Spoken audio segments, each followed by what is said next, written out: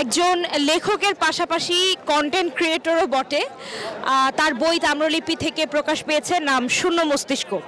আমরা এখন কথা বলবো শূন্য মস্তিষ্কের লেখক উচ্ছ্বাস বসু উৎসের সাথে। উচ্ছ্বাস বসু উৎস, কেমন আছেন? এই তো নিঃশ্বাস চলছে। আচ্ছা, আজকে বইমেলায় এসে কেমন লাগছে? হ্যাঁ, আজকে একটু ভিড় বেশি, আর ভিড় পছন্দ না আমার। সো আপনার যেই বইটি যেই স্টল থেকে প্রকাশ পেয়েছে, সেখানে আজকে আপনি এসছেন কি শুধুমাত্র ফ্যানদের উদ্দেশ্যে, নাকি বইমেলায় এসে 21শে ফেব্রুয়ারির যে আসল স্বাদ সেটা গ্রহণ করবার জন্য? To be honest and frank, আমি এসেছি আজকে শুধুমাত্র আমার পাবলিশার আমাকে বলছিল আসতে, তাই।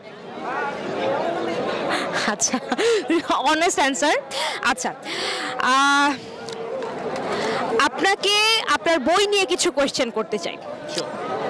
আপনি যে বইটি লিখেছেন, সেই বইটি লিখতে গিয়ে আপনার কাছে কি সবথেকে কঠিন কোন জায়গাটা মনে হয়েছে বা কোন মুহূর্তটা মনে হয়েছে যে এই জিনিসটা লিখতে গিয়ে আমার একটু ট্রাবল ফিল হয়েছে বা আমি একটু হিমশিম খেয়েছি?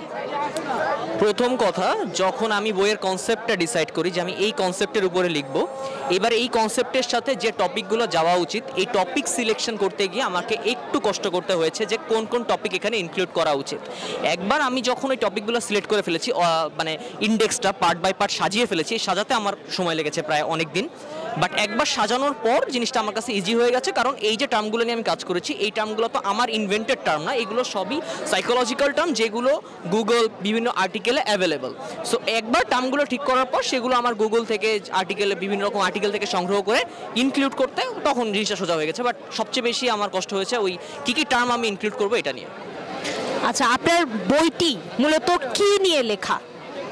আমার বইটি মূলত ডার্ক সাইকোলজি অ্যান্ড রিলেশনশিপের উপরে লেখা। আর রিলেশনশিপ বলতে এখানে শুধুমাত্র যে রোমান্টিক রিলেশনশিপ বা প্রেমের সম্পর্ক এরকমটা, সম্পর্ক যে কোনো ধরনের হতে পারে, চাকরির সম্পর্ক হতে পারে, ব্যবসায়িক সম্পর্ক হতে পারে, সহপাঠীর সম্পর্ক হতে পারে, যে কোনো ধরনের সম্পর্ক। যদি আপনাকে বলা হয় মাত্র 3টি শব্দে আপনার বইটিকে ডেসক্রাইব করুন, তাহলে কি বলবেন? Manipulation, darkness, yourself. আচ্ছা, এবারের বইমেলায় আপনার কাছে সবচেয়ে অবাক করা বিষয় কি মনে হয়েছে? এবারের বইমেলায় সবচেয়ে অবাক করা বিষয়টা হলো এবার পাঠকের সংখ্যা অনেক বেশি। একটা প্রজন্ম যারা বই থেকে একদম ডিট্যাচ হয়ে গেছিল, তাদের একটা বড় অংশ আবার বই পড়া শুরু করেছে। আপনার কাছে কি মনে হয় যে আমাদের বাংলা সাহিত্য আন্তর্জাতিক অঙ্গনে যথেষ্ট সাড়া ফেলছে? আন্তর্জাতিক অঙ্গনে যথেষ্ট সাড়া ফেলছে, এটা অনেক বড় একটা টার্ম। এটার ডেফিনেশন দিতে গেলে অনেকভাবে তর্ক চলে আসবে। বাট আমি যেটা বলবো সেটা হচ্ছে যে আমাদের সাহিত্য সবসময় সমৃদ্ধ ছিল, এবং এই জিনিসটা চর্চা করতে করতে আরও উন্নত হবে, আরও মানুষের পর্যন্ত পৌঁছাক, এটাই চাই। ধন্যবাদ উচ্ছ্বাস বসু উৎসকে।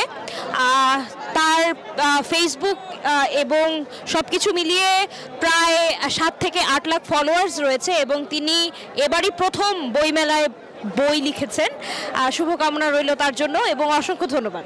Thank you so much. এবং আপনি শূন্য মস্তিষ্ক পড়েন বা যে মস্তিষ্ক পড়েন, বা আপনি মস্তিষ্ক পড়ার দরকার নেই, আপনার শূন্য মস্তিষ্কই পড়তে হবে এমন কোনো কথা নেই, জাস্ট বই পড়েন, এটাই অনুরোধ। Thank you.